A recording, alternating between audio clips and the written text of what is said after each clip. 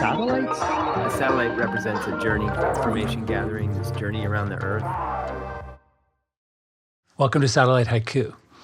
So hey, man. Hey, it's good to see you. We were talking about being late, and I had a couple of theories over the years. So I remember reading, first of all, there's different types of lateness. There's like, you weren't paying attention, and then you're like, oh my God, I'm late, right? And I'm the kind of person who is like, tries to be ready to leave 10 minutes early, but then I see that I have 10 minutes and I think, oh, there's my guitar. And I pick up the guitar and start to do, you know what I mean? I do too many If you things. have just long enough that you can get into something, I do that all the time where I'm like, oh, I have 10 more minutes. And then you get into a flow of something and you're like, oh shit. Like a half hour just went by. Totally. Which, for a lot of things, there's like a margin of error. You can be late and it's not like super costly. Right. But as you know, when you have kids and you're supposed to pick them up from camp or something like that. Right. It's like, oh my God, my kid's going to be just standing outside. Like, what the fuck, Dad? Right? Like, totally. you dread that call from like the school. It's like, Mr. Smith, where are you? Are you coming? You're like, oh shit, what time is it? Yeah. Those are the worst. The one thing that got me, like, because I taught yoga for 27 years. Yeah. And I used to be running late to yoga and I had to, drive 15 minutes or something. And I hated that feeling of getting there flustered and having to start right away. I felt like it was almost like ingenuous. Like I was supposed to be this calm, placid teacher, but I was like so shut. So that's the one thing that I trained myself to not be late to teach yoga. Yeah. But then if you have a bunch of people depending on you, yeah. Plus, sometimes you need I had this, my former father-in-law who has like a social anxiety disorder, and he's like OCD about being early. Like, like it's physically painful for him to be late. Like, I don't know what it's like, but he says it's physically. So I remember his son had, my former brother-in-law was putting on these plays in the APB, like that Pendleton, that thing. A big kind of hall. And so I remember I was working on one of the plays, and it was like 2 hours before doors.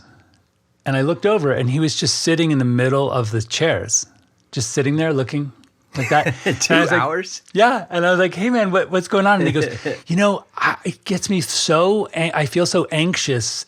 I'd like to be here way before the crowd, and then I just meditate, and then they show up, and it's like perfect. So that's why I come early. I used to do a lot of travel for work, and I get that for sure. Like, especially when I did international travel, and it's a little unpredictable. But like, I was kind of I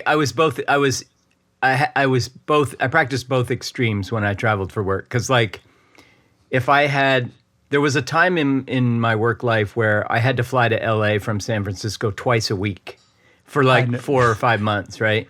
Yeah. And so because it was twice a week and it was in I got it down where I'd go to Oakland because their airport's smaller, so getting through the airports, even though it's a little bit longer drive, like getting through their airport's so quick.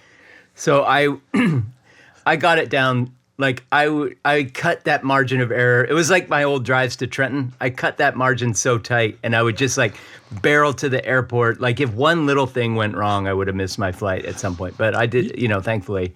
I'm not sure why, but we went together once, and you showed me. You said, "Watch this," because we were right. Like it was like we had 12 minutes, and you pulled up, like one gate, like one sort of entrance further away, because he goes, "There's construction there."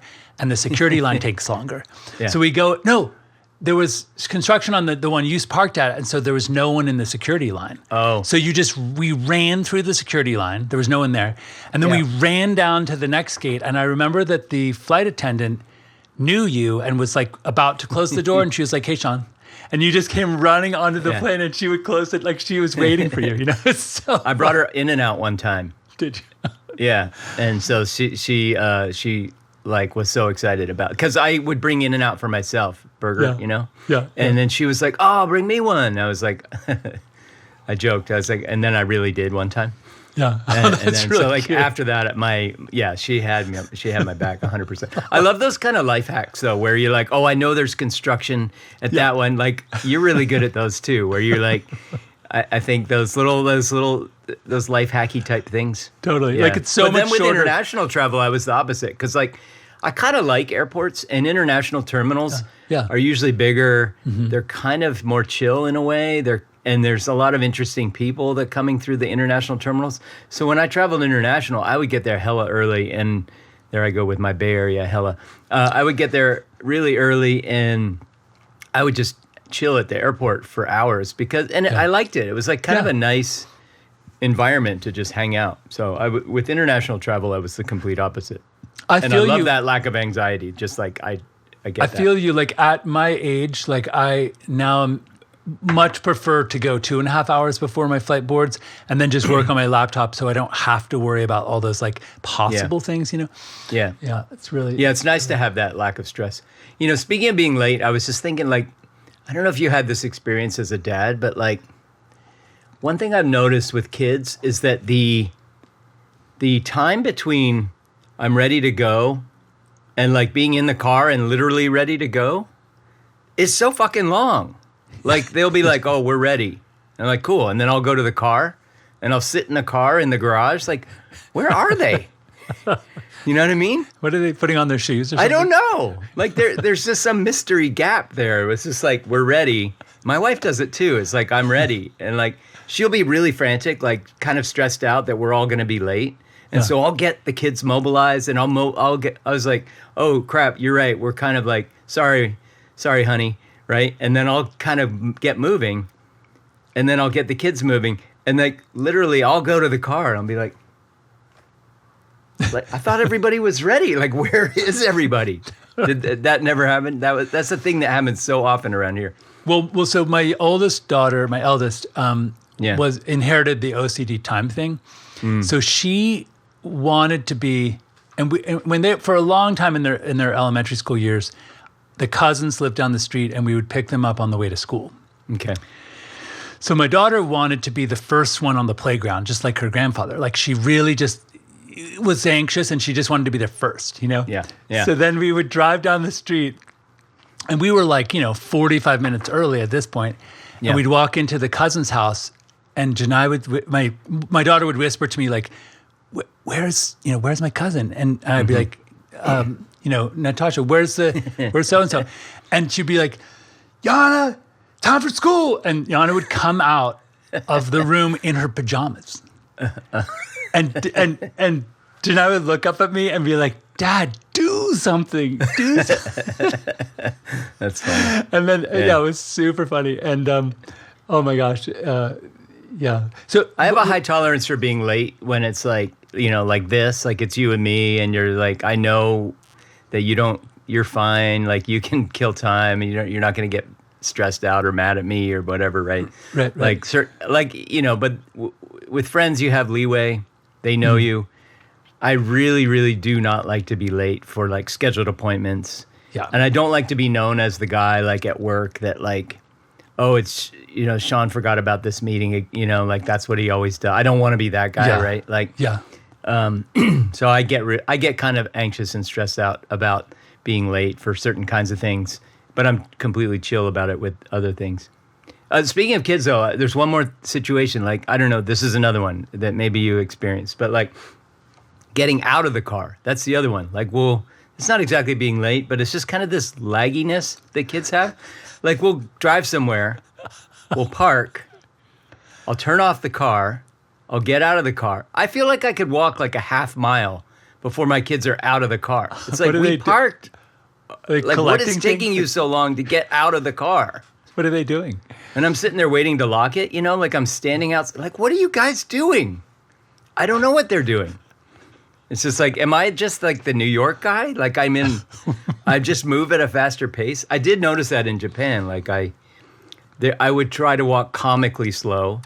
Like my family walks so slow. My wife walks so slow. I can't physically walk as slow as my family walks, and so much walking in Japan. So just routinely, I'd be like a block ahead of them, or no, I'm exaggerating, but I'd be like pretty far ahead. If I didn't look back, I would have been a block ahead, right? Yeah. But I would look back and check, and okay. Then I'd wait. And then it's so like, I need to walk slower. So then I'd walk a little slower, and I'd still be way ahead. And so I was like, okay. And I'd walk what I considered to be like comically slow, like ridiculous. Like if you were doing a parody of walking slow, I would go even slower, and I was still ahead of them. So I don't know. There's some New Yorkerness in me, I guess. That's hilarious. Last time we were talking about Colombian time and Filipino time. Yeah. And I was saying how it was odd for me because I was always the late one to be waiting in the car for my wife because, we were like 7 minutes late, And anyway, I had this professor at NYU. I took communication arts, and she was like a PhD student who was studying interpersonal communication.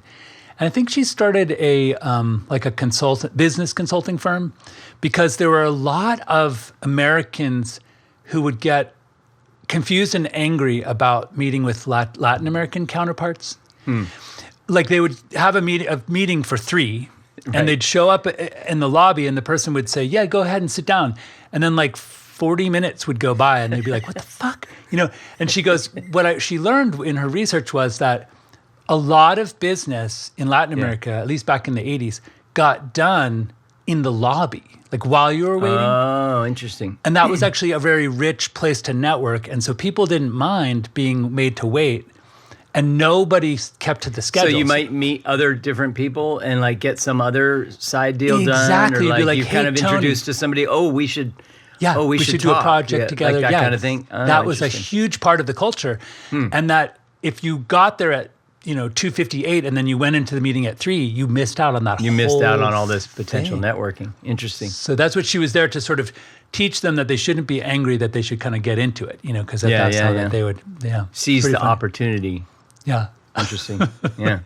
The opposite of which was, and maybe it has to do, I remember when we went backpacking, someone had said, notice the train arrival times, the train schedule versus the arrival time of the train.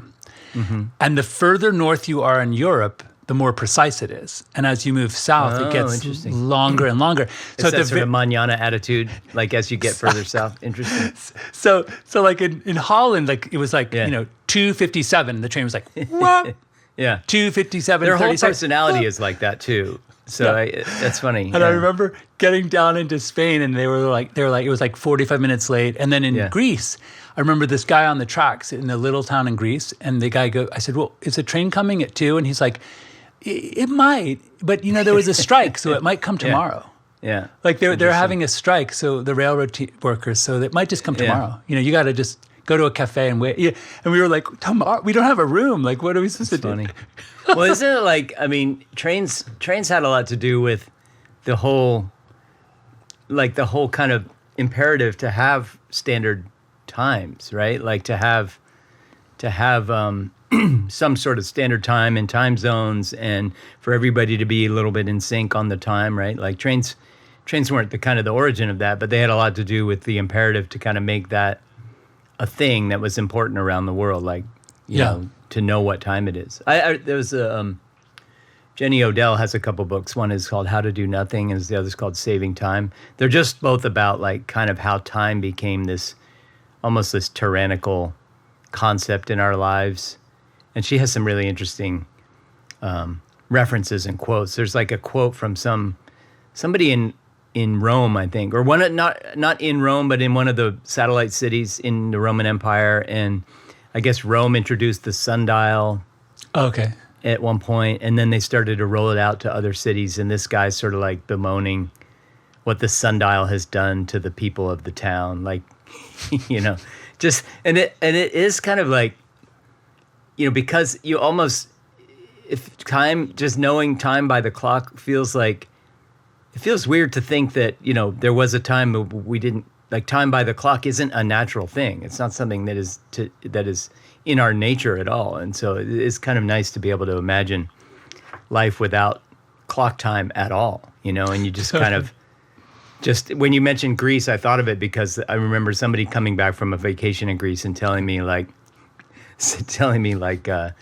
one thing they liked about Greece, and this is what you kind of just described with the trains, is that there is people don't care about what time it is. It's like, is it time to wake up? Okay, I'll wake up. Is it time to eat something? Sure, yeah, I'll eat something, right? Like that's how That's how our bodies and our, that's natural. And forgive me if I've told this story too many times before, but so I was at a meeting, a Roche meeting, like a sales meeting in, must have been like Barcelona or something. And it was hosted by a French woman, 2 Spaniards, there was an Italian guy, and then one of the speakers was this German guy who had grown up in, weirdly, India. Like his parents were like stationed in India, Michael. And so he was going last, like we were all giving presentations throughout the meeting, and there was like an agenda, like a list of names, and it basically said like break time at noon, and then like we're closing off. It said like 5 his closing remarks or something. Mm-hmm. So we go through the whole afternoon, and people are asking questions, and we're running a little long. And he gets up and he has like a 20-minute presentation, but it's like 4:40. It was like 4:52. Okay. Right? And it said 5, like we're going to go to dinner or something. We're going to stop at 5. So he starts giving the presentation, which was actually kind of really, like we all needed to see it because it was like a technical thing we needed to learn, right? Mm-hmm. And he goes through the slides, and then he looks at the clock and it hits 5, and he just stops. And the host, who's the French woman, and she goes, "Hey, this is really important. Like, let's keep going." And he goes, "No, the schedule said 5." And she goes, "Let's take a poll. Like, is everyone okay if we eat into our happy hour time a little bit to hear the rest of the speech?" Uh-huh. And everyone nods, and we're like, "Yeah, let's just finish it." And he goes, "No, what would happen if we stopped sticking to the schedule? The whole world would come crashing down." Oh my God. And then he just left the room. Whoa. And we were like, that takes that OCD time thing to a whole other level. Wow. He literally goes, "If you want to hear the rest of my thing, come find me at the bar." And we were like, that's so so dumb. That's so dumb. What? That's so funny. Huh. Yeah. So I actually used to wonder if growing up in India had driven him crazy because the trains He's like a German guy. It like broke his brain because his German sensibilities were so... Yeah, because you hear stories about India, like the waiting game. The administrative kind of bureaucratic waiting is legendary in India. Like if you need like an official form or some kind of, that's brutal. And Colombia was that way too. Like when my father-in-law passed away, they had this thing called the succession, which is where basically like reading of the will, and then you transfer like documents and stuff. Mm-hmm. The amount of times you have to go to the notary, it's like 37 times, like, and you can't just do it all at once. Like it has to be like sequential. And it felt to me like one of those things where like people don't want to make the system more efficient because then they wouldn't have a job. It's weird how we become slaves to these different systems.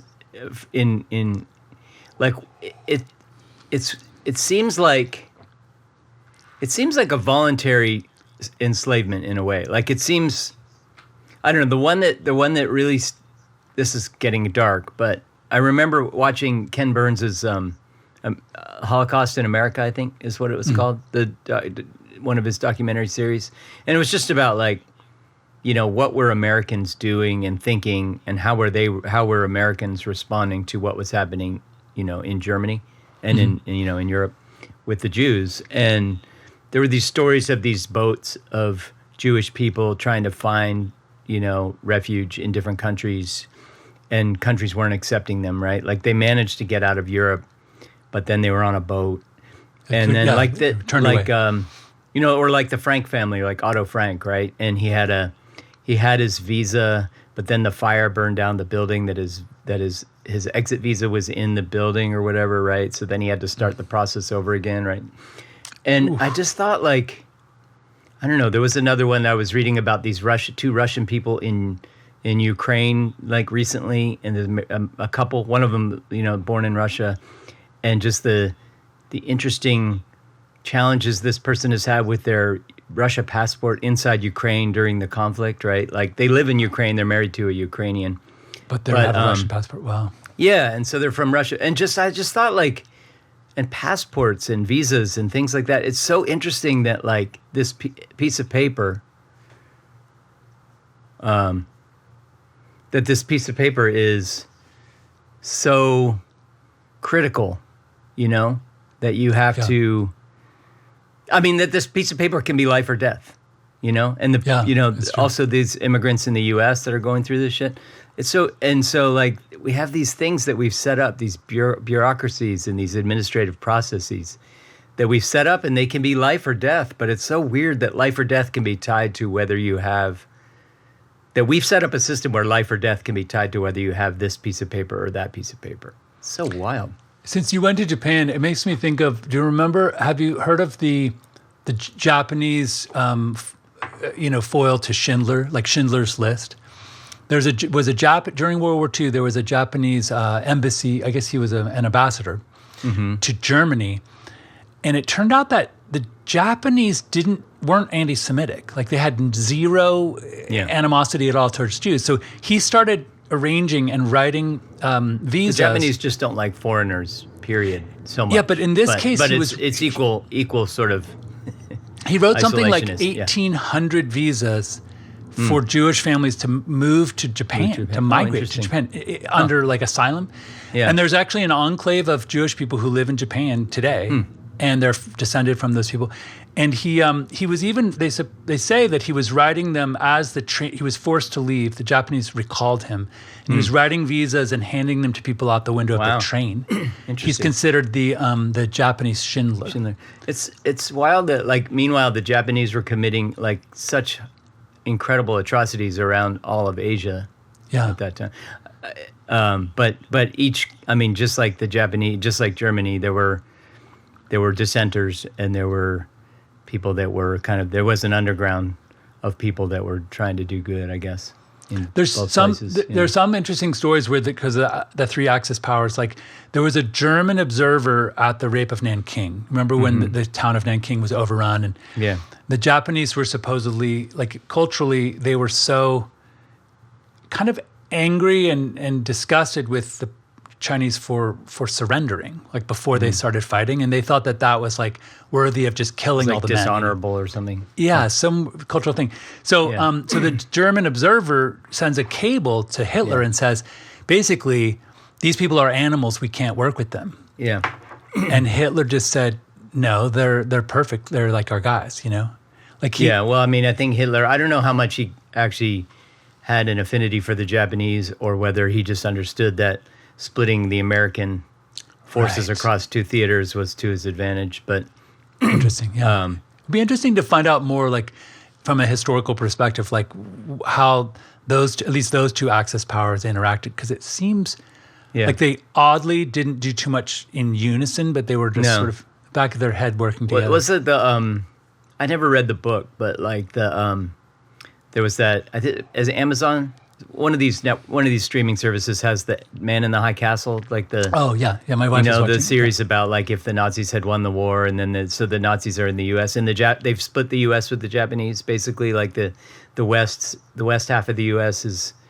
is occupied by the Japanese, controlled by the Japanese, and the eastern half is controlled by the Germans. But then in that series, I never watched the whole thing, but I watched some of it, and there was this plotting that the Germans were doing, which was like, okay, we defeated the Americans, we're sharing America with the Japanese, but that's not a tenable situation. Like so in that movie, the Germans were basically maneuvering to essentially remove the Japanese, and sort of like, we don't want to be here, we don't want to share this land with these people.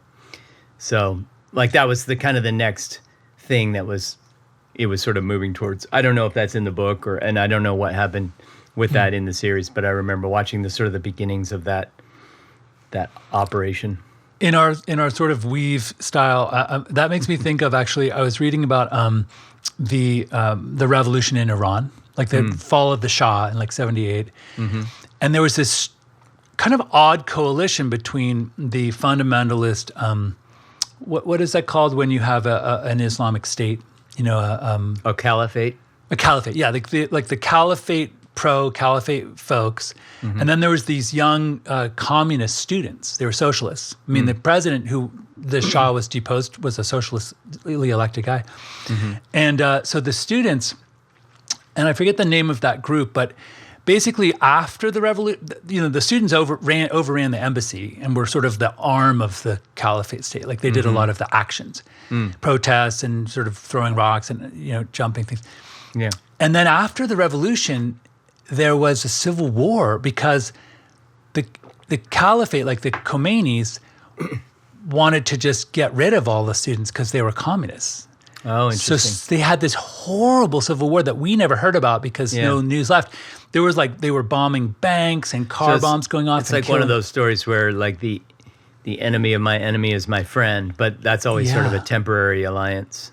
Yeah, and then eventually something like they say like 12,000 of this party, this Communist Party students were murdered and imprisoned and killed, but you never hear about them anymore. But they were like I've never heard about that. Yeah. They were the reason that the whole thing happened. It was kind of strange. I have a handful of people I am connected to here who are immigrants from Iran who came at around that time, and I'd be interested to understand like because people when you have a mass emigration, right? A wave of emigration from a country, and often it has to do with something like that. And so when you talk to people, or when I've talked to people, like, usually you get a vague story like, oh yeah, it was chaos in my country or whatever, right? Like they don't tell you that level of detail, but it would be interesting to dig, because I guess they think like there's a lot of complexity there, a lot of nuance, who the different factions are, what the background kind of context was and stuff, right? So I can understand not wanting to go deep into that just when somebody asks you, when did you come to the U.S., right?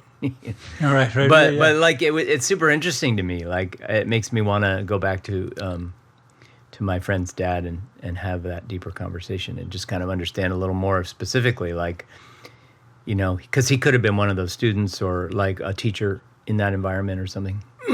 Yeah. We have a friend of a friend who married this guy who was born in Czechoslovakia under the Soviet Union. Mm-hmm. And he was telling us at a party this story of his parents and the two boys escaping from the Iron Curtain, and they basically packed as sort of to go on a family trip for this, like the summer trip. Mm-hmm. And then the parents had stuffed like rolled up money and like put it up inside the engine and all sorts of this shit. And they had like bribed people, and they basically drove down south into, might have been like, was Hungary under the Soviet Union? Was Hungary? Yeah. So I think they drove into Hungary. They got permission like to go out of the country on this trip. And then they just parked the car like in a field and like walked across the mountains. Wow.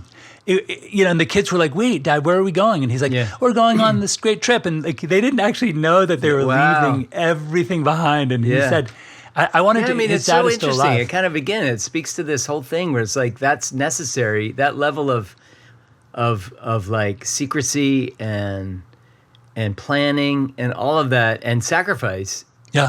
Is necessary. Like they sacrificed their home, probably. Yeah. Their car, right? Like they just took what they could carry. That level of sacrifice and planning and all that is necessary because we have this system where that piece of paper is life or death. It's so weird. Yeah. It's such a weird thing. He said he was 7, and like basically they applied for asylum, and I guess if you were defecting from the Soviet Union, they would kind of they'd help you, the government. Yeah. So they basically said, we're going to set you up in Tucson. They didn't pick where they were going. They're like, you're going to move to Tucson, and he shows up in Tucson at 7, not speaking a word of English. And he was like, we were just glad to not, I think their dad got word that he was maybe going to be thrown in prison. He was like worked for the government in Czechoslovakia, and like there was some kind of rumor that, he had done something wrong, and so that's why they escaped. But it's such an interesting story. Yeah. Crazy. Do you remember when we were in high school? Do you remember that, for instance, like we would hear a lot of propaganda about the Soviet Union? Like we would hear that they had no food on the shelves, that people would wait in line for hours. Red lines and whatever. One piece of toilet paper, one roll. Yeah. And then my sister studied Russian in college and actually got to go. Mm-hmm. And that was probably, it was before the wall came down, so it was like 89. Okay. I'm guessing it came down November 9th, 1989. The Berlin Wall. And so anyway, so she went, and I remember she said that everyone adored American things, especially blue jeans, sneakers, and Marlboro cigarettes. And they loved the Marlboro Man. They just were like, they thought the Marlboro Man was like this dreamy cowboy who lived in freedom, like up on the range. And they all would pay like serious money to get smuggled Marlboro cigarettes. It's like, what a weird. No, I remember hearing that even in 1990 when I got my visa to go into Prague. And at that time, it was still Czechoslovakia. Was it Soviet or not at that point? No, it had had its opening. The Prague Spring. Yeah, the Prague Spring had happened. Okay. But really recently. Yeah. And so Václav Havel, yeah. So we had to have visas to go in, and one of the requirements of the visa, I think I remember this correctly, was that we had to spend a certain amount of money there. But not over a certain amount of money. Like they wanted an influx of tourism money, but they didn't want to be exploited because goods were fairly cheap, and actually goods were not that plentiful. Like medical care was free. It was an interesting experience to go into a shop because, like a shoe store, I remember going into a shoe store and there were shoes behind glass and you couldn't touch any of the shoes. Wow. And it wasn't clear how many things they actually had in stock. Like I wasn't going to buy shoes, but like stores were like that, right? And I remember at one point trying to figure out, like, I had to spend a little more money and I trying to figure out, like, what am I going to buy? And I was going into these different stores and I ended up buying like a drawing set with a compass and a protractor. Did you have to show receipts? Such an arbitrary, yeah. We had to have a certain number of receipts at the, what a weird to leave or whatever. But I remember when I was planning to go there, people were telling me like, "Oh, bring a whole bag of blue jeans or whatever. Like, you should bring blue jeans into Prague, you know." And I remember thinking about like, "Oh shit, I should have bought some blue jeans to bring with me," because people were saying like they love American jeans. When they were giving you all those stipulations for the visa about how much to spend, how much not to spend, did they say things like you're not allowed to bring cigarettes and? I don't remember. It was a long time ago, but I'm not even 100% sure about this requirement to buy things, but I don't know why I would have bought the things I bought. So I vaguely remember that we had to spend money in it, but it was like a really reasonable range. It was like $50,000 to $5,000 or something like that. Not less than 50 and not more than 5,000 or something like that. Interesting. That's wild. When I went right after you, I went in 92. Yeah. And at that point, the Prague was overrun with, Nazi frat boys. I'm so sorry to say that. They were just there to drink and hit on girls. And it was like, the people were annoyed about it. Because it was cheap and it was newly open. Yeah, I guess. I mean, it's a gorgeous city, but I remember, I remember people warning us, like, I was traveling, 2 women, my wife at the time and my roommate, who was Dutch. Mm-hmm. And then we were the primary color kids. Remember, we had blue, red, and yellow, perfect, like our shirts. But I remember people saying, like, say you're from Canada. Like, don't say, like, because American college. Was it 92? You said it was 92. Yeah. Yeah. Was that during the first Iraq War? Oh my! I didn't thought of that. Yeah. Because interesting. Yeah. One of my memories of interesting. Yeah. Maybe people were because the coalition of the willing. Yeah. Wait, that was George Bush. This must have been his dad. His dad, yeah. The Kuwait, freeing Kuwait. But I remember feeling that way. Like when I was working in Europe, I'm trying to remember, like, there was a time, when did, I don't know. I'm getting different timelines mixed up. I'm not gonna ramble on about it. But I remember leaving Europe at one point, getting ready to leave Europe, and everybody was on the, this was in Great Britain or England, and I was on some tube or bus, or I don't even remember, but I remember seeing every single person had a newspaper. Like something had happened. And there was this this person on the front page of all of them, like different newspapers, but the same person. And I couldn't figure out who it was. I was trying to sort of like look at these people's newspapers. I eventually figured out that it was Saddam Hussein. So I think it was when Saddam Hussein ran into Kuwait, like he invaded. He just invaded Kuwait, and that kind of triggered. That was the ostensible trigger for our involvement at one point, right? What a dumb move! Like, why? Yeah. Why? Just I guess it's one of those because you can. Like, is that the only reason? Like, well, I mean, I think it was, if I remember correctly, his rhetoric at the time was kind of like Putin's rhetoric for invading Ukraine. It was like Kuwait is part of Iraq. It belongs to us. It's part of our history. Like it was that sort of rhetoric. But I might be mistaken in what I'm remembering. But I feel like that was what his rhetoric was at the time. It was like, this belongs to Iraq. It has always been Iraq. Like it shouldn't be its own thing. Whatever, kind of like almost verbatim what Putin says about Ukraine. Maybe like a year and a half ago, I read this really interesting essay by this woman. She's, an American Romanian woman who lives here, but her grandparents were Russian. During the Soviet Union, they were Russians who moved to Eastern Europe. And there were a lot of these Russians and they would take jobs in the government, and they were like elites, and they in other countries around Eastern Europe, in the Eastern Bloc countries, and they were really proud of like the fact that they spoke Russian, and a lot of times they wouldn't learn Romanian because they were like that's a lesser, classist. And then when the Soviet Union fell, they all felt abandoned, and they not just abandoned. There were like massacres and like mass displacements of some of those countries. Yeah, some of those countries. But this woman said, my grandmother actually sort of sits around and dreams that Putin will come and liberate her in Romania from bring back the Soviet Union, because she has this nostalgia for it when it was like a sort of like MAGA. It's like make Romania Soviet again. Right. And this Russian, I guess expat who was living there remembers that when the Soviet Union was here, was running, like they were elites. Great. And they were rich, and they so that book I read, Secondhand Time, which kind of is just a whole collection of interviews of people who lived through.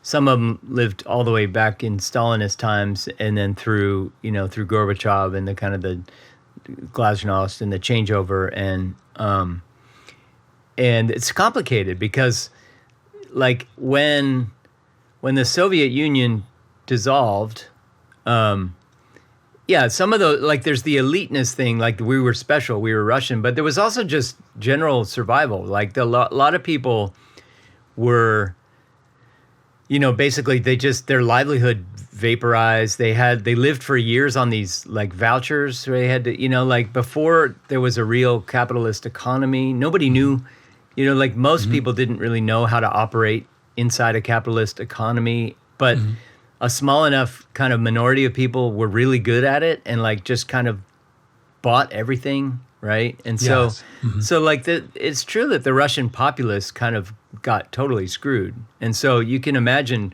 feeling like, hey, life was pretty good. And ever since the Soviet Union dissolved, so even just for normal people who didn't feel that eliteness, just like they were comfortable, and then their life, their comfort just completely disappeared, and they were like, shit, now I got vouchers to go buy, my bread, until I figure out like how to have a capitalist job, like what is, you know what I mean? So like a lot of people just, kind of fell into this multi-year, even decades of kind of barely getting by, where they had been pretty comfortable before. So you can imagine a lot of those people are like, bring back the olden days. Yeah. But what was striking to me about that book is that the number of people who were, who really suffered under Stalin, for example, whose family members were sent off to gulags and stuff. Even a lot of those people were like, hey, like I love Stalin, like that was a great time. Like your dad was sent to a labor camp, right? And then he died there. You really?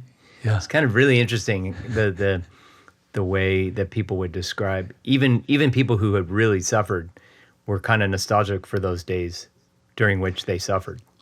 It's funny, my youngest daughter, I remember in high school, she was like studying Soviet history or something. I remember she texted me a picture of like teenage Stalin, and she was like, weird, young Stalin was so hot. It's funny. He was a good looking guy when he was young. I saw it. It's interesting, right? But that's funny. So I watched this. It's a Netflix show. Maybe last year was released. It's called Cleo, and it's about a. It's kind of like a sort of a not a murder mystery, but like a.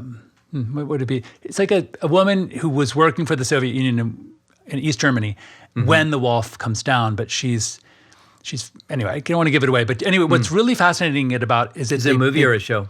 It's a series. Oh, it's a series called Cleo. Yeah, it's beautifully shot, really gorgeous, because they go to all of these East German Soviet buildings that just you can't. We've never seen them, I guess.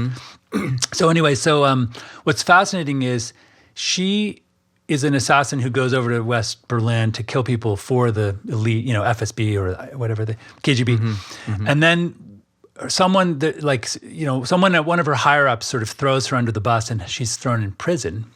The wall comes down and she's released from prison. So she goes back to her apartment and there's this like club kid who like just is living there.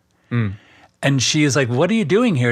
And he goes, "Yeah, well, they put out this West Berlin. They said all of these empty apartments, we can just come and squat in them. Like we can, if we claim one, it's ours." It's ours. She goes, "It's my apartment," and he's like, "No, you were gone, so I took it." So they end up sort of living together in this apartment, and it's real. That part's kind of funny.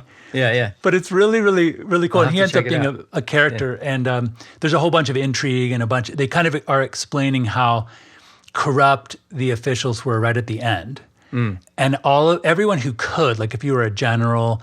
You'd pack money away in like Monaco or like Buenos Aires was a great place, or like Santiago, Chile was a good place. So like you would flee as soon as like everything hit the fan, Whereas the rest of the people were just like, and then you're right, they had no job and the government was gone. And then they were like, how do I get a job? And the West Germans were like, come on. Like what even is a job, right? What is a job?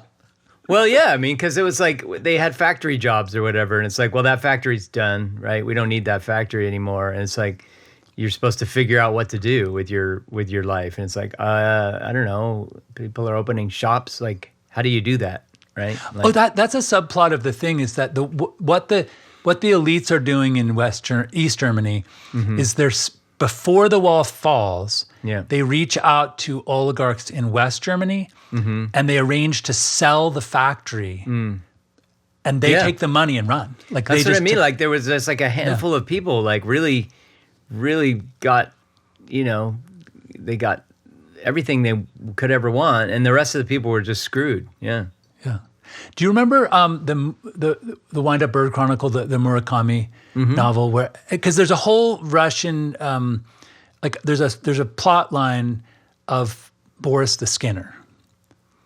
Basically, he's explaining how the Russian mafia coalesced under Stalin by people who were carrying out Stalin's, psychopathic campaign of terror. And then those people became so powerful that they became like the black marketeers and the Russian mafia. I don't remember that. Yeah, it's Boris the Skinner is this guy who works for Stalin, and he. I guess in the novel, like the name sticks out. I remember the name from that book, but I don't remember. Boris the Skinner should be down. Yeah, there we go, Boris. I don't remember anything about that plot line. Yeah, but I do like the name. Now that you say Boris the Skinner, like I'm remembering that name in that book. It's such an interesting. Where they connect is the old man that he's talking to, the writer's talking to about the well being dropped into the well. Yeah, remember that he could see the. Yeah. Well, Boris was going to torture him. Okay. Or no. He was with a spy in Manchukuo, right? And then Boris captured them both, and I think he was torturing the spy, and the guy gets thrown in the well. But that's how. And then they follow Boris the Skinner, his story. Yeah. Basically, Boris makes the mistake of skinning like the nephew of like a great general. Okay. Like he just is on a rampage to torture all these people and thinks it's fine. And then the general's like, dude, you tortured the nephew of this really important general. So Boris has to go to jail in Siberia. Okay. So he walks in the door and he says to the warden, I know where your grandmother lives. I know where your cousins are. I run the jail. Like I'll have your family tortured if you don't let me run the jail. And I want 20% of every coal car that comes through the town. Yeah. Just deposit the money in my bank account. You know, like he starts to like, that's how he takes over basically the black market. Yeah. Got it. Really interesting. Yeah. I wonder if he's I loved that book. I'm bothered that I don't remember that plot line. Yeah. It's a gorgeously kind of, the book has all these like layers through history and there's people. So it is a little bit convoluted in how Boris makes it in there. Because it's like 40 years ago. Yeah, interesting. Murakami's books, like I got on a real Murakami kick right after I read that book. And you introduced me to Murakami. Yeah, I never. Yeah, and it's funny that image of somebody being in a well, like that appears almost in every one of his books. Really? Yeah, there's just some, and it could be just like a minor moment, but it's interesting. So like after I read that in like 3 books, I started to look for it in every other thing that I read. It's not in every single one. I didn't find it in every single one, but it's in many of them. It's like Christopher Nolan films. There's always some reference to a clock at some point in the first 7 minutes. There's some clock thing. And then I love that kind of thing. Those little Easter eggs. Those little like Stan Lee always appears in the Marvel movies as a cameo. Oh, I didn't know Alfred that. Hitchcock used to always appear in a cameo, right? Ridley Scott, my daughters actually figured it out, but Ridley Scott, there's always a scene where particulate matter moves across the frame. Oh. Whether it's dust or ash or pollen or smoke or something. There's some sort of quiet sort of moment where that's he the always thing that has you see. to have that. It has to be some type of particulate matter, and it moves across the frame. You know, and the characters are like experiencing this particulate. That is the kind of thing you totally notice. It's interesting, like you have because you are a cinematographer yourself, like you. That's something you like. I don't notice cinematography really unless it's like a particular, like you'll say like, oh, that film, like it's all in blues and yellows or something. I'm like, oh yeah, it's interesting.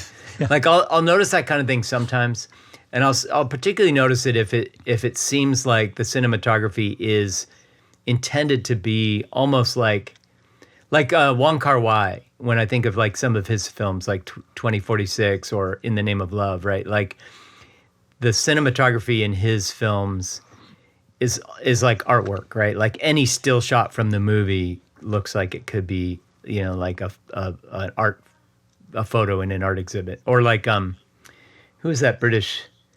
Fuck, I can't think of his name. There's an old British guy that I used to. I have a book of his. He did The Thief, the Cook, the Wife, and the Lover. That guy. Peter Greenaway. Peter Greenaway, another one whose cinematography was like so overdetermined almost. But I loved it at that time. And but I think he started out as a painter and went to art school. That totally makes sense. And like for instance, in The Thief, the Cook, the Wife, and the Lover, like you could probably go through scene by scene because each room has a different colors, palette. And people wear white clothes and red, and it's so and he does these split screens sometimes between 2 different colors, and all his movies are like that, right? Like they're all every shot could be a still photograph, right? Or who's the guy? The Royal Tenenbaums and Wes Anderson. Yeah. Wes Anderson, he's another one, right? Like his cinematography is so noticeable, right? But like usually, it's not something I think about. It's like it's like technology. It's like designed to be not noticed, but to sort of give you it sort of evoke some feeling in you that ties into the overall movie, right? Like it's not usually cinematography is not designed to be noticed in its own right. It's designed to be something that feels like the music of a movie as well, right? Like if a movie felt like a music video, that would be the music is doing too much in that case. For the Royal Tenenbaums, I owned or bought the DVD set, and so there's like BTS, like behind the scenes. Yeah. And there's one place where, remember Gene Hackman in Royal Tenenbaum has like this sort of Mike Brady style perm, like a perm, And so they're going through, I guess, the documentarian that's like tracking Wes, and he actually works with his brother who's an artist. Like so he does like, he storyboards all the scenes for Wes, and Wes. Yeah. So he made his brother draw 57 different hairstyles for Gene Hackman for Royal, and then he finally is like, he's like squirming around, like, it doesn't feel quite right. You can tell that like he's so OCD that the final choice that we see on screen, he arrived at it through quite a lot of distress. Like he actually just doesn't like the way that, and so like it's very, very much like his it's hard to, like, he almost can't control that he wants it to look a certain way. That's what his movies feel like to me. Like I can take his movie. I couldn't watch like a Wes Anderson film festival. Like I would go crazy. Too exhausting. I'd be like being trapped in that guy's sensibilities for that long would make me go nuts. But I love his movies. Like once every 6 months, I can watch one and I love it. But like if and they're getting more extremely Wes Anderson. Like with each film. Like when you look at Bottle Rocket, it's not nearly like that compared to, whatever, like the French Dispatch. Yeah. Which like they're getting, or the new ones he did for Netflix with the Roald Dahl stories. Right. Like thankfully those are 20 minutes long. So that's about like my Wes Anderson tolerance right now. I watched a BTS of with Fantastic Mr. Fox, where they're shooting. It's funny you say BTS and I keep thinking of the boy band. But anyway, go ahead. Yeah, like I don't actually know who they are, but I don't really barely either. But the like my nieces are really into them. So like they probably aren't anymore because that shit changes so fast. But anyway, yeah. I used to have this woman who was my yoga student, and she was a hairdresser, and she had lost her job and stuff. So I started going to her house to get these fairly expensive haircuts, and she could do those. So one day she was like, "Want to do something fun?" And I was like, "Yeah, what I kind of want to look like is a Korean pop star." No, and she because it just was like she gave me what was called the Mick Jagger. I used to use the Mick Jagger haircut. Did you watch K-pop Demon Hunters? I haven't. No. Okay, keep going. Yeah. So what she talked me out of it by saying, "Well, do you know how they get that look?" And I said, "I have no idea." And she goes, "They have to bleach it down to white." So that and then they do some thick chemical treatment to it so that it can be styled, because otherwise it would just fall straight down. It's so heavy. Interesting. So to give it like loft and lift, they have to like strip it down. And then of course the roots grow in and it doesn't last that long. Right. And I was like, she goes, and it makes it really brittle and it usually breaks off. And then there's, so I was like, okay, forget that. I don't want that. I don't want to do that. No, thanks. It's too much work. My kids are obsessed with K-pop Demon Hunters on Netflix. They watched it like 5 times now. Yeah, it's a movie. It's an animated film. Super entertaining with good music. And I actually really appreciate. It's about this K-pop girl band. Okay. And a real one or a fictional? No, a fictional one for the movie called Huntrix. Huntrix. All right. Yeah, and then there's a K-pop boy band that becomes their sort of rival band in the film. But one thing I really appreciated, like I think of like the whole K-pop. This polished image of these women, right? Like they're almost like not human. They're so packaged and polished, right? But like the movie did a pretty funny job of making them, of humanizing even though it's animated, like they have these moments where they're eating and they're like so ugly eating, they're like super hungry, right? And hangry, right? And they do like their ugly cry moments where they're like so emotional and they're ugly crying or they're mad, right? So like they have these really over the top animated scenes where they're experiencing some extreme emotion and they're so ugly in that moment, like intentionally comically, hilariously ugly. And so it's like they're really playing with this sort of image of like the perfect K-pop diva, and then the real people are not like that at all. So I like the way the film played with their prettiness and like fucked with it in that way, which I thought was super funny. I have an adjacent experience where, so like I'm constantly doing an experiment, like A/B testing how I connect to the algorithms. So for instance, on my phone, I use Safari and I don't let Google see my searches. But on my laptop, I use Chrome and I'm logged in. So like they know exactly what I search for there. And on YouTube, I have tons and tons of saved videos and I can let them. So I had this thing where I don't know if you've ever noticed this, where like the algorithm when it doesn't have any info about you. Like if you log into YouTube as like a guest, right? Yeah. They have it just gives you the weirdest like mix of nonsense. Totally. So the two things that pop up when it doesn't know what to do Like I've never watched, there was that woman Lisa that's like a K-pop star that was in White Lotus. Okay. And she's like Thai. Well, in the last season of White Lotus, there's this woman Lisa. I've only watched the first season. Yeah. So they're going crazy about this woman because she's so famous. She has like 100 million followers or something on Instagram. Yeah. And so they said that the showrunner was like nervous to cast her because she's so famous that she would overtake the show. Like it would be like interesting. K-pop fans would be watching the show just to see her. Anyway, it's kind of a weird thing because I'd never even heard of her, right? Mm-hmm. So I know that's such a really weird world that the people who know it really know it. Like it's a huge. But I'm the same way. Like they all look the same to me. Like I couldn't tell the difference between one K-pop band and another. Right. So here's the two things that pop up when it doesn't know what to do for me. Right. Yeah. It's in a reel, and it's a little like a fake AI voice reading a little script, and it says. Look how amazing Lisa is. She drops her mic during the performance, but doesn't even lose a step. and like her mic falls off, and she's like, "What a funny thing to keep showing you." And they just keep showing her like drop. Like some guy runs out. And a lot of people are into Lisa, so we're gonna just guess that this guy. And they adore her that she's so perfect that even when she makes a mistake or something bad happens, she doesn't lose a step. Like she's so dedicated to the craft. Or to the art. The second one that pops up that's, and I like to watch action movies, especially if I'm sick or something I'm bored. Mm-hmm. And so what pops up is this scenario over and over again where it says a group of thugs beat up his wife unaware that he's an elite assassin. Like that's the scenario. Okay. Like, you know what I mean? Like, so it's like from some film or something, show or movie? There's like that. I guess there's like just tons and tons of B movies where the whole scenario and the pitch is thugs break into his house and beat up his family, unaware that he's like John Wick. An elite assassin. I mean, it's basically John Wick, right? Yeah. And then it's like Nobody. You know that guy Nobody? Right. Yeah. So Nobody. It's like they break into I love Bob Odenkirk. Right. It's one of my absolute favorite actors. It makes me realize like how often that B movie plotline happens that they can just write that sentence and just use it over and over and over again. Like it's funny. It's so cliche. They always use the word unaware that he's an elite assassin. That's funny. That's funny.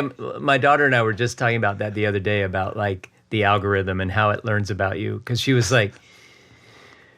talking about how does it know? Like how does when she watches YouTube, like how does it decide what ads to show me? And so I was telling her how it decides, and we were talking about that. And then we were talking about like when it doesn't know, and she was talking about like, oh yeah, I know this is what. So I forget what she said it shows her, but it is kind of fascinating to think about when it doesn't know you. I know that it's broken or doesn't have any info when I consistently get lawn care commercials. Because you don't have, like there's not a lawn. That would be a clue for me too. I don't have a lawn here. Right. Yeah, there's no such thing as a lawn in Tucson, pretty much. It's like offensive to have a lawn in Tucson. That's one thing I liked about Tucson versus the Phoenix Metro, is that like the philosophy of lawns, couldn't be more different. In Tempe, I remember, Garrett, they would flood the neighborhood twice a week. Yeah, we got fined in Tempe for letting our lawn turn brown when we were renting a house in some HOA. They fined us. The HOA fined us. Did you have to turn on a sprinkler to make it not brown? Yeah, we had to like water our lawn. I don't remember in this house. I mean, what I would imagine is, I don't remember. It's been a while, but if it was as easy as turning a sprinkler system on, we probably wouldn't have let the lawn turn brown. So we probably had to manually water it by hose or something. Or I don't know. I don't remember. We were young 20-somethings, and we weren't good at living at adulting in general. So it's totally possible that it just had a sprinkler system that we just neglected. When in 1990, let's say 7, I was doing some magazine illustration work as a gig, freelancer, and this there was like Arizona Golf was one of the magazines, and they were in a network that I worked for, and they came to me and wanted me to do the zen of golf. Like I had to do my little character, like my drawings with striped shirts and stuff. Yeah, and I remember asking the guy, I was like, weird, why is Arizona really like a place you think of for golf? Like it just fucking seemed to shouldn't be, but yeah, and there's the so guy much goes, golf up in the Phoenix the guy area. said that, like, because I guess the company that was paying for it was a golf architect, like a golf course architecture firm. So they designed golf courses, and they were centered in Phoenix. And he goes, "Oh no, dude! If you have enough fertilizer and water, like Arizona is the perfect place to make greens." They don't have enough water though. That's the sad thing. Like, I remember when I first moved to Phoenix, like every mall had a fountain in front of it. Every shopping center. They're just like canal. they're making almost like a performance of wasting water. Like it's not even like hey, we have enough water. It was like, fuck water. It was kind of like it's what it seems like their attitude is. Like there's misters everywhere and fountains and golf courses and lawns. It's like, what is going on here? When did you move there? Because I remember we visited you from New York on a trip. Ooh, I think it was 90. Yeah, I moved from New York to Tempe in 93, 92. That makes sense. 93, and I then think. in 94, we came on a big loop through the country, my wife at the time, and we visited you in Phoenix. Yeah. And I remember driving for such a long time, like through the city, just feeling like we've been in the city for like... It's only gotten bigger. Like the last time I was in Phoenix, I was like, I thought it was big before. It just sprawling before, but it's way bigger now. Because like I remember like Glendale, you know, like you'd sort of go up into Glendale and it would start to peter out and you'd be in the desert. But now it just goes on forever. And Mesa was just becoming a thing. Chandler was barely built at that point. It's like a whole fucking huge city now. One of our family friends gets a flight out of Mesa Airport to Toronto, like a stop.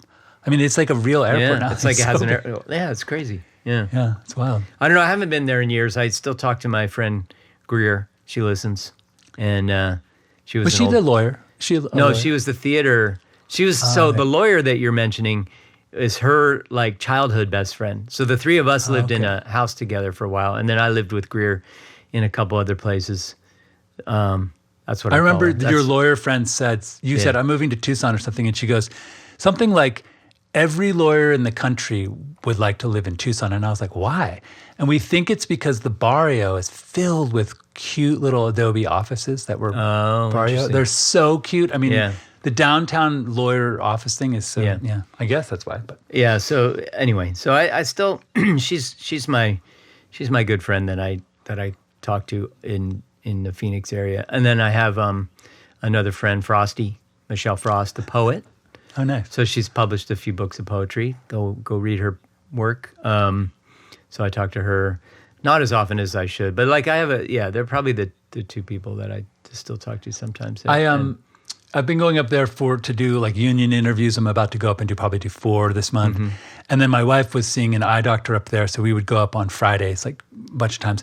And I will say, like my wife and I would say, you know, the restaurant scene there is amazing. Yeah. Like they've got so many new independent restaurants that are just so beautifully designed. The architecture is amazing. The food is phenomenal. They have brew pubs. It's impressive. There was some culture there that I liked. I mean, so back in the day that I lived there, like Changing Hands Bookstore was a pretty solid place. And Stinkweed's Records. I think Stinkweed's still exists. Yeah. I used to go to Stinkweed's all the time. Kimber, the owner, would introduce me to new music. Do you know the story of why it's called? Did I ever tell you why it's called Stinkweeds? No. So it's a good story. So back when I lived there, the Arizona Republic, does it still exist as a newspaper? Anyway, it was the Phoenix newspaper. So. Yeah. And they had a music critic. And the music critic of the Phoenix Republic, when he hated an album, his review, like you would give it stars or whatever, like whatever his icon was for like loving something. But if 0 for him, a 0 rating for him was Stinkweeds. So her whole philosophy was like, I'm going to open a record store and it's just the stuff that guy would hate. I love it. It's like Rotten Tomatoes. Like, he was such like a boring mainstream, like vanilla bland kind of critic that her whole vision for the store was just like fringe music, indie music, like cool undiscovered bands. And so she always had she was always fun to talk to, and I think she's still the owner, and I think that it's still. I think you can find their record store. I think they have a website. You can buy stuff online from Stinkweeds. I should put it in the show notes because Kimber was great. Yeah, the store was great. Yeah. So we're at time. Do you have a first world problem? I have an idea for. So I feel like we talked about some shows and stuff, movies. Instead of first world problems, I thought maybe, I don't know, do you have a first world problem? I thought we could share a couple. We could just give a shout out to a couple things we've been watching lately. Oh, that's cool. Unless you have a first world problem that I was going to do a first world sort of a non-problem, like a win. Okay, yeah, do it. And all that is that I'm going to go meet up with my dad and his cousins in Toronto in September. Mm-hmm. And the whole point of the trip is to meet his new sister that we just discovered through 23andMe, you know? Mm-hmm. Like a secret sister that no one knew about until like 2 years ago. What a crazy story that is. Yeah. Right. Yeah. So we're going to meet up there. And so I'm trying to organize the trip. And I've got like, you know, my dad's cousins are like 85 and everyone has like an opinion. Oh, you should come on a Wednesday because my kids could see you on the weekend. And they'd be like, anyway, so it was an interesting thing to try to work with a group to pick a day and like when are you going to fly in, fly out? Yeah. But anyway, I decided to book this cute flight where I would fly from Tucson to Toronto. Okay. Then I would fly from Toronto to New York to see my grandchild. Mm-hmm. And then I would fly home. And in the old days, like if you tried to do like a one-way trip or like a multi-city trip from 3 different airports, like they would just gouge the shit out of you. Yeah, right? yeah. But my process to book this ticket was so easy. I just did 3 buys. And I bought a cheap round-trip ticket from Tucson to Toronto and from New York to Tucson. Nice. And then I bought a flight from Toronto to New York that was super cheap that got a great rating. They have no middle seats. They give you free beer. It's like, it's an hour and 40 minutes. So my first world problem is that like, I've bought a lot of plane tickets and it's never been this easy. And I actually want to celebrate how I used points. All right. Like so it's like the opposite of a first world problem. It's a first world win, whatever. Yeah. Nice. Yeah. It's really cool experience. Cool. And I guess we're at that time, right before the AI, Delta's putting AI in, where they're going to maximize how much they charge for each person based on their like personal data. They're already doing that. They have good algorithms to do that. They don't need AI to do that. But I guess my point was that I got a really cheap flight and I've been talking to my dad, texting, emailing about this trip, and they should have been able to gouge me for the trip because they really know that I have to go on a certain day. Like I can't go, you know what I mean? Like if they really knew, they could be like, dude, we're going to double it for him because he can't. I guess so. He has no flexibility. If they could do it, if they could target you that individually, for sure, yeah. Yeah. So anyway, that's my first world non-problem. Okay. Got it. What are some of your shows that you're into? Well, I was just getting, so since you mentioned Cleo, I want to watch it now. I've been watching, so the new season of Foundation on Apple TV Plus is out. So I liked the Foundation series way back when I read it in, I think, 8th grade or something. Mm-hmm. Super fascinated with Asimov's like rules of robotics. Mm-hmm. And the Foundation TV series, I think, does a really good... It's really polarizing. Like, really big fans of Asimov don't like the show. I feel like the show made changes to the series that really make sense for the show. Like, they created this Cleon dynasty. Have you watched the show? I have watched the show, but I haven't read the books. So Lee Pace, who plays Cleon, like I think they created the dynasty of the Cleons in order to have the same actors play it, like season to season to season, because it covers like hundreds of years or thousands of years. And they have dawn, day, and dusk. Yeah. Dawn, day, and dusk. Okay. And so the 3 generations of the Cleons are like ruling as this triumvirate, and they're just cloned from generation to generation. And then it starts to deviate from the genealogy a little bit, like little what do you call it? Mutations start to kick in, right? So that's its own little plot, but that's not in the books at all. And I think it makes sense, and it creates an interesting arc for the series. Cool. Gail Dornick and what's her name? The 2 of the characters, they're not even in the books really, or barely in the books. But one of the interesting thing, the rules of robotics, like the 3 rules of robotics, like a robot can't harm a human at all, or through an action allow a human to come to harm a robot. So like that's the number one rule. And then so anyway, but then there's the zeroth rule, where it's like robots must do the thing that is in the best interest of mankind. So Asimov introduced the zeroth rule before the 1, 2, and 3 later in the series.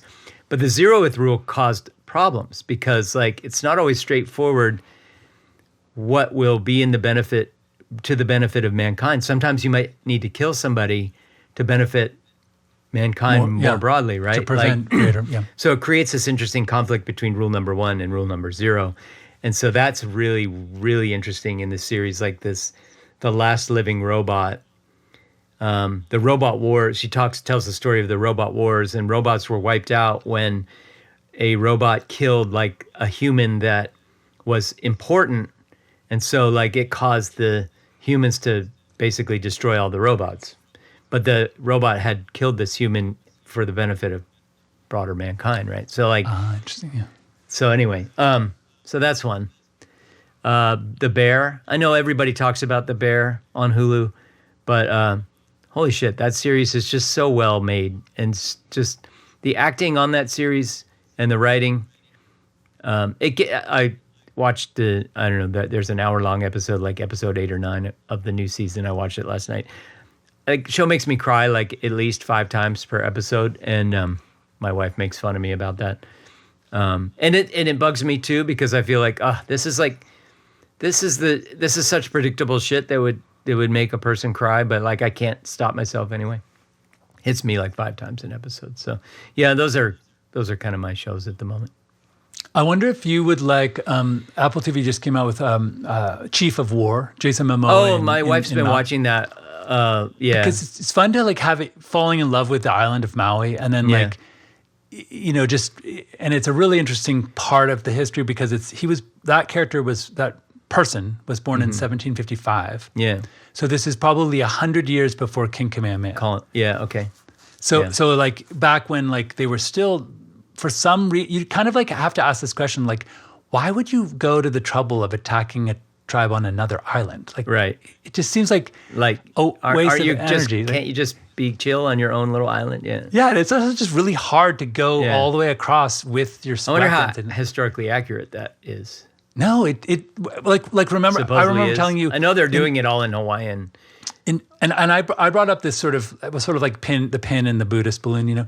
Yeah. We were on Maui, and like, you know, the town where you fly out of, like the big town on the north end. Yeah. And then if you go a little bit west, there's a state park that's like a gorge, like a You told me about gorge. that. Like there was like a massacre there. Yeah, right? a massacre.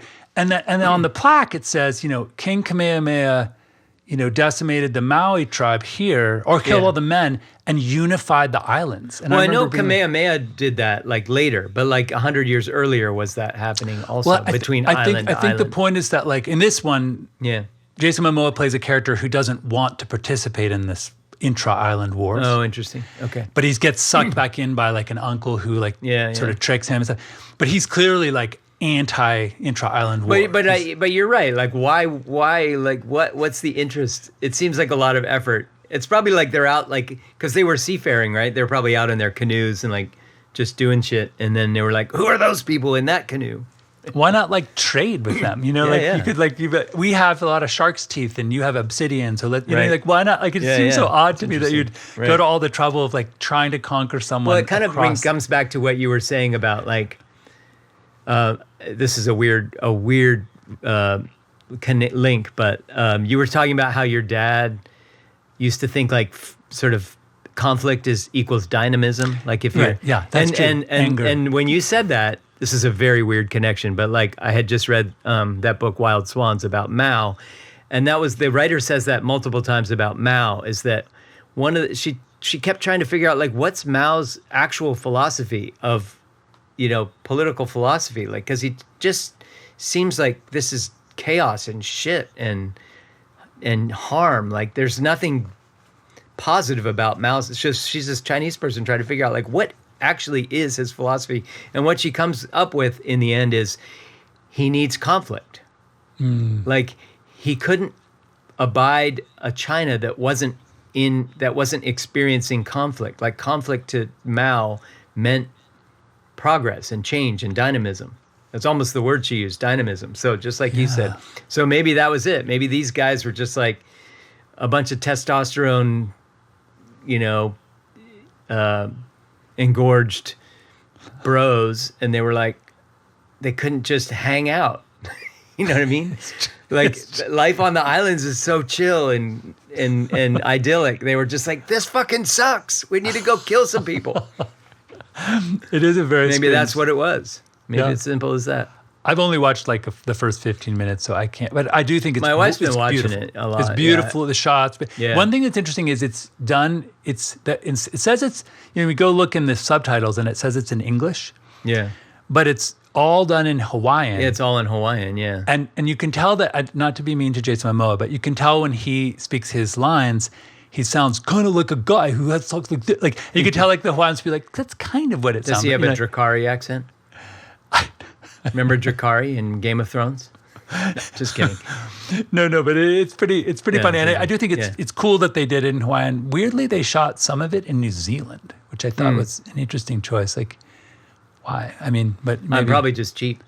Just like they filmed things in Vancouver or whatever, right? Like it probably just, New Zealand probably just has like, just like they filmed Game of Thrones there, right? I mean, not Game of Thrones, the Tolkien books, right?